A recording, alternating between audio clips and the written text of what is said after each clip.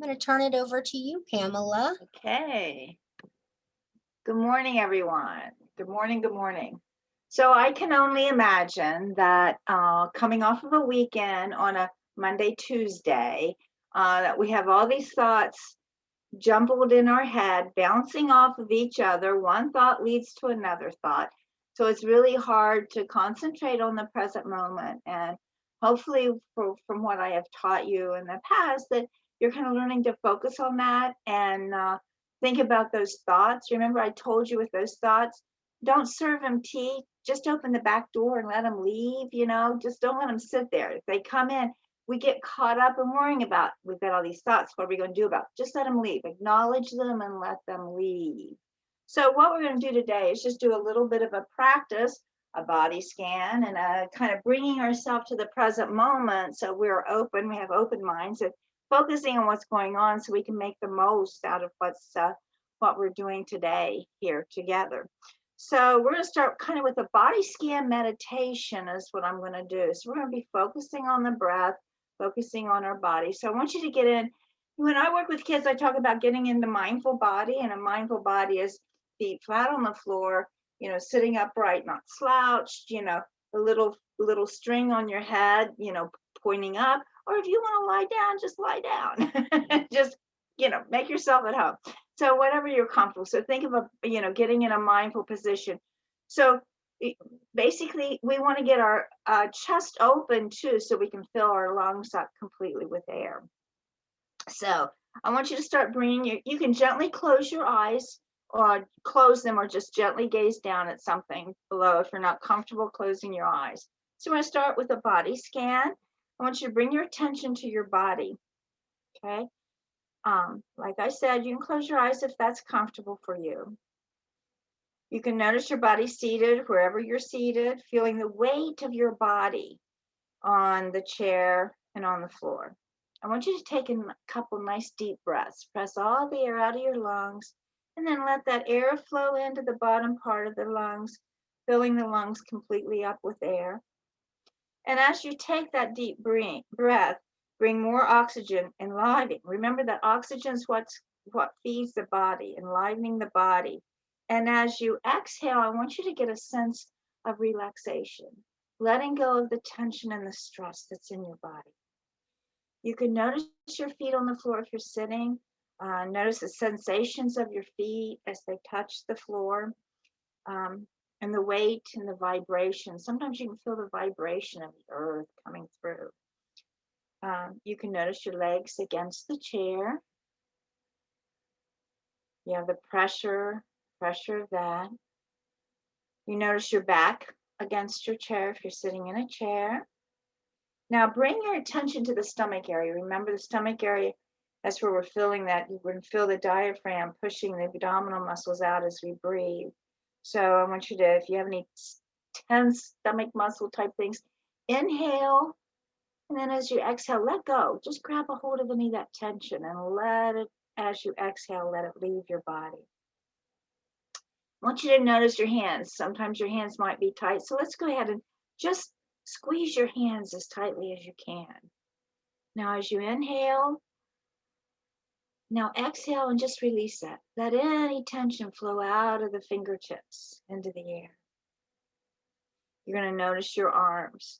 Maybe you want to shake your arms a little bit, get all that tension out of it, bringing awareness and relaxation to the body. Soften your jaw. Let your facial muscles relax. Then notice your whole body and your mind present in this moment. Not letting any thoughts come in. We're not worrying about yesterday, and we're not anticipating tomorrow or worrying about what's happening tomorrow. We're going to make the most out of today and focus on where we are. You can move your head around a little bit. Now I want you to inhale, and as you inhale, I want you to grab a hold of any of those unnecessary thoughts that you have, those ones that might play heavy on your heart and soul and mind today.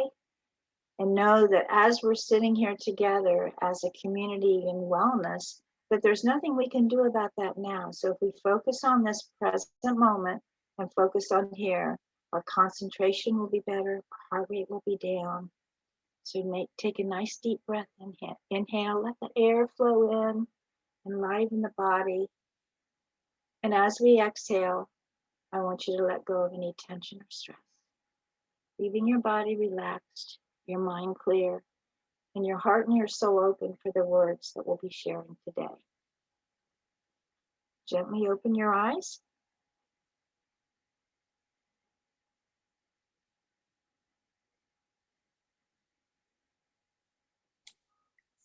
Thank you, Pamela. I do have a small story that I need to share. Okay. I have been working with middle and high school students also over the last year before the pandemic and kind of following through. And at the band concert, we had a student get up, and it was a student that I had worked with, and he was very vocal about, he did have some mental health issues, he said. He was struggling with school. And I found out that they were called him the bonus senior. And he had dropped out of school during the pandemic. And then he came back and he worked hard. He was graduating. He was actually graduating. And so afterwards, after the concert, I went up to congratulate him. And he looked at me and he goes, "Oh, I remember you. This is how I got by. Peace begins with me." I mean, I get teary-eyed every time I think about it. Here is this, 17-year-old boy, and I taught him that in a mindful class, and he was using it. And he's going into the service, and he was told when he was signing up that they were they were doing yoga and breathing in this line of services he was going into. He goes, "I know about that."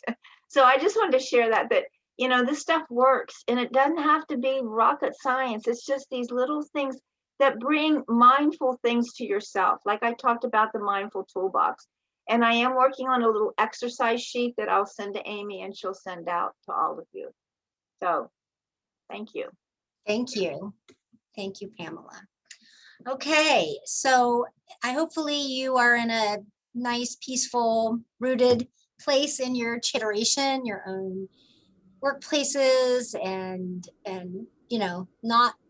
not just one mold or one way of doing things, but suiting it to the different folks and the different sizes and the different styles and all that. Susan, I see that you unmuted yourself. Did you have 2 cents? You're so observant. I have 3 cents. Okay. My daughter said something to me recently that had a big impact. She said, "My phys ed teacher said that you need time, supplies, and inspiration to do exercise or to be well or to do, and I thought, and I was like, "What do you mean by that?" And she said, "Well, you have to have the time in your schedule. You have to have the supply, like the mat or the sports bra or the shoes, like whatever the supplies are that you need for that thing. But the inspiration is like the hardest one in a way. Even time is easier than inspiration." And so while I see the boxes and these incredible ideas, I wanted to just share 3 tips of because it's all exciting now. We have the box, we have all this training, it's the beginning of June, it's the beginning of summer, we have all this inspiration ourselves, but we have to remember that other people need the inspiration too. They haven't been sitting in these trainings and, centering with Pamela and everything else. So my 3 tips are to increase the inspiration amongst everybody else.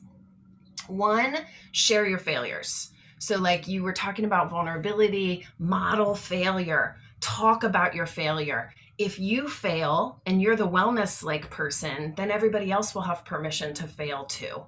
And that could be as, "Oh, I didn't do any walks this week. I feel sluggish." It could be, "Oh my God, I ate a whole cheesecake last night. I really need to go for a walk today." Whatever your failure is, make yourself vulnerable, because then other people will be like, "Oh, we have permission to fail on this wellness thing. Cool."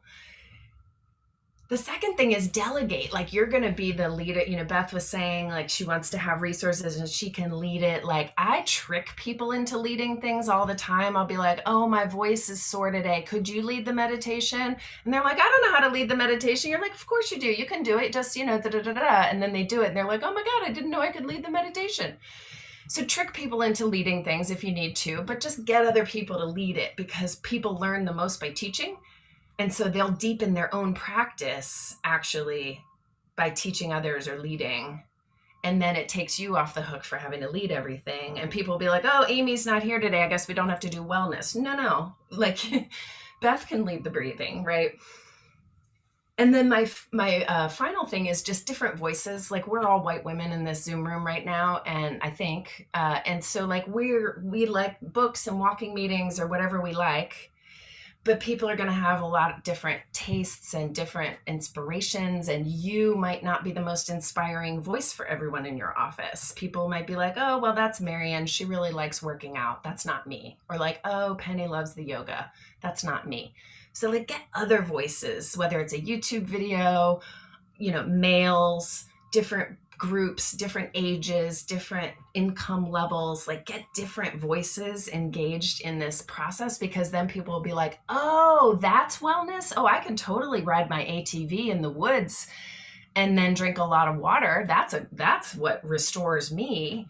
And then they hear, whatever it is, right? So I just think that inspiration piece is the hardest. And we have to always be thinking about not just how do we provide time, not just how do we provide juggling scarves, but how do we get people inspired to do this work?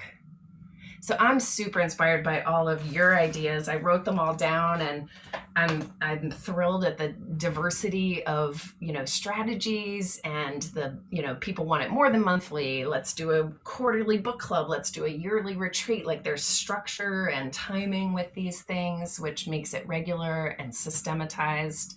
And that's so important for keeping this going. I'm just so impressed and inspired by this group myself. So thank you all for sharing. I couldn't have said it better myself. Thank you, Susan. Thank you so much. We are just about halfway through our time together. What I would like to do is give everybody about 5 minutes to take a biology break. And then when we come together, we're going to, do a quick exercise and share out that will help move you forward. And then I'll do a brief on the what's next, and hopefully we'll have a poll so we can figure out when might be a good time for our check-ins. And then that's our agenda for today. And unless anyone has anything else that you would like to discuss or share. So let's just take 5 minutes. Can we come back at 9:50? Back at 9:50? All right, I'll see y'all. If you would help us through the next part where we just take a look forward about how we're going to move forward with those ideas that we just had, and then we just expressed some of our plans. And like Susan just shared, how things are can be challenging, and just help us through that. Help us through a little thought exercise here, and then we can each report out on where we are if we want to. Sure. Thank you. Yeah. So when Amy and I were talking about this meeting and this program, and I was sort of asking to sit in, and we're talking about the agenda. I suggested the idea of kind of like it's sort of a set of coaching questions, and so they're very all-purpose, but sort of based on what you all have been working on. The suggestion was to think about this sort of in 4 questions, and I'll put them in the chat as well here in a moment. But sort of the first one you all have a little bit already answered, which is kind of like, where are you now? Like, where are you starting? Like, what's already in place? Like, what have you learned? Where are you? And so I feel like folks have sort of already shared that, but if there's anything else you want to sort of tease out or think about in that, it may also be thinking about overall kind of where is the culture of your workplace? Like, how receptive are things? How much is already in place? How much support do you have? So folks have already kind of thought about that. So where are you now? And then the 3 questions that come after that are, where do you want to be? So if you implement this successfully and it gets integrated into the culture and you find the resources you need, and let's say, I don't know, maybe 6 months from now, 12 months feels like a long time, particularly after the last 18 months we've had, to know like what the world is going to look like in 12 months. But maybe, say 6 months from now, where do you want to be? What would you want wellness to look like in your workplace? What do you want to have changed? Where do you want to be? So that's sort of the first prompt. So you've already kind of thought about where are you now? And here's a question, because I've not been in these meetings, Amy. This is a prompt that I can just give some people a few minutes to think about on their own, or we could put people in breakouts and have you have sort of short conversations with maybe one or two other people. I don't know how you've done this generally. We can do it either way. And we have during the sessions. I think that we're small enough and close enough now that unless anyone objects, that I think this group is small enough that we could report out in general right here. Everyone would be comfortable doing so. Okay, thank you.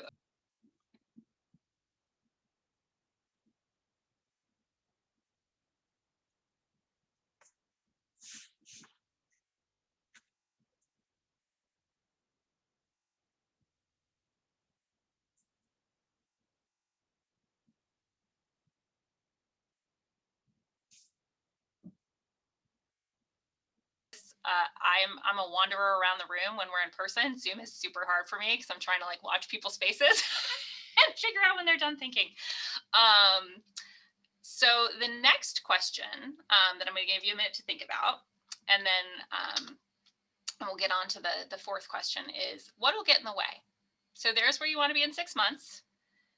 When you think about that and you anticipate what's going to challenge that, right? What are the obstacles going to be, for yourself, for your organization, for your colleagues? What might make it hard to get there? So take a few minutes and think about that.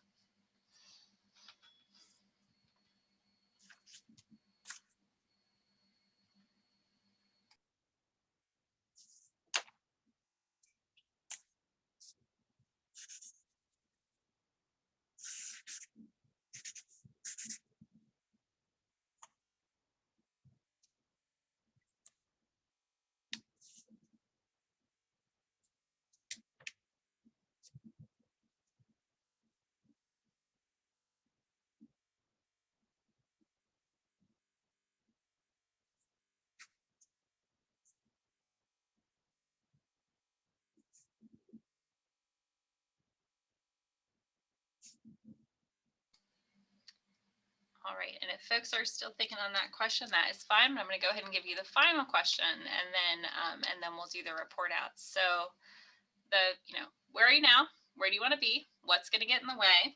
And so the last. Mary Beth, you accidentally muted yourself on the last. I pressed spacebar. Last thing was last. So the last question or set of questions is, how will you overcome those? So when those things happen that you're anticipating, how might you work with them? And I kind of added a companion question thinking about where we were kind of at the beginning is, if you're not sure, or you're not sure you have what you need to do that, what do you need to be able to do that if you're not quite sure how you'd get around it? What more do you want, or what do you need help thinking about? So we'll take just about a minute, and then we'll report out.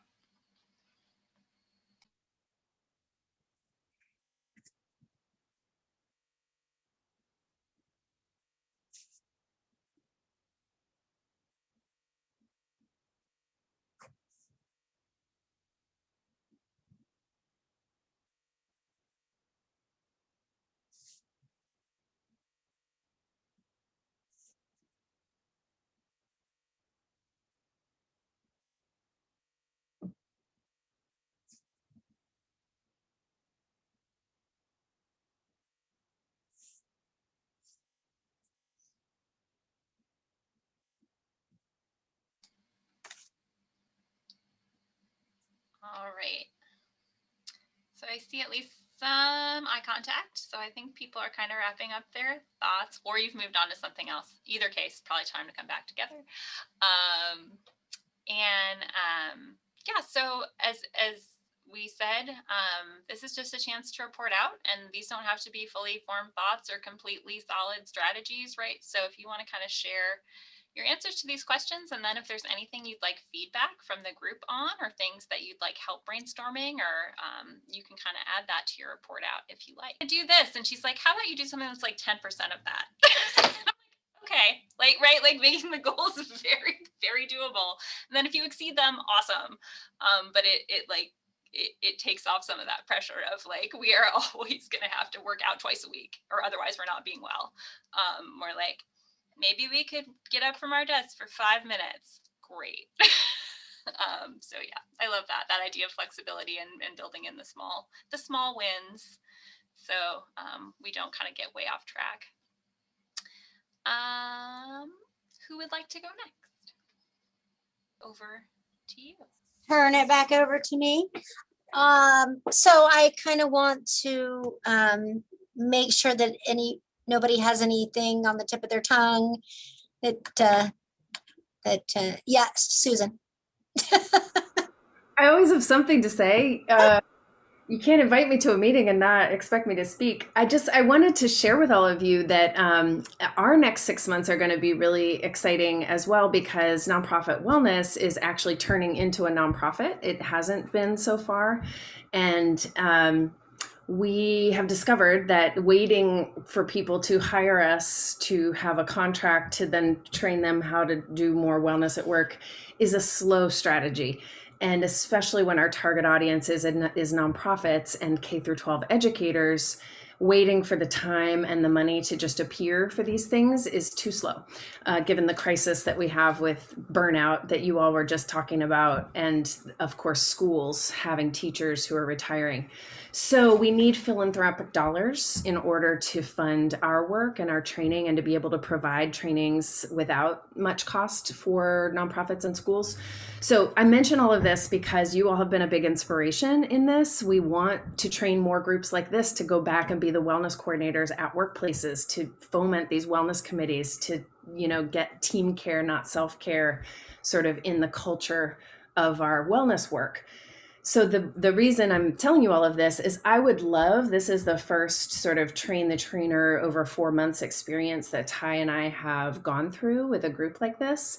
And so I'm going to put my Nonprofit Wellness email in the chat. And I know that Amy has a whole, evaluation, but it would help us a lot to hear from you directly, like, what was helpful about Ty's and my training, not just so we can make the trainings better, but so that we can convince others that like this is a good idea. And so of course I want your constructive feedback and criticism, or anything you might want more of or different of. But I also, of course, would love to hear if we've helped you in any way be that leader or start that team care committee sort of feel in your workplace, because that's what we want to do with more groups. And your feedback will help us make the training better. So I just mentioned that as a shameless plug for like feedback, testimonials, whatever you want to give us on our journey to become a nonprofit. Because in 6 months, Mary Beth, hopefully we'll be getting our first grants in the door, and we won't have to shake Amy down for money all the time. We'll just be able to say, yes, we can do that. That's fantastic.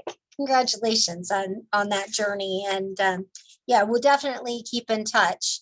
And that's actually a good segue for what I was going to say, is kind of a what's next, what to expect next. So we talked about the check-ins, and I will take a look at the calendar and throw some calendar invites together so that we can do some monthly check-ins, at least over the next 6 months, to keep the momentum going, to make sure that we're reconnecting and giving each other support and ideas, and having a place to vent or just to relate to what's going on in other workplaces. So those will be quick. We will schedule, I might schedule it for an hour, but if it doesn't take an hour, it doesn't take an hour.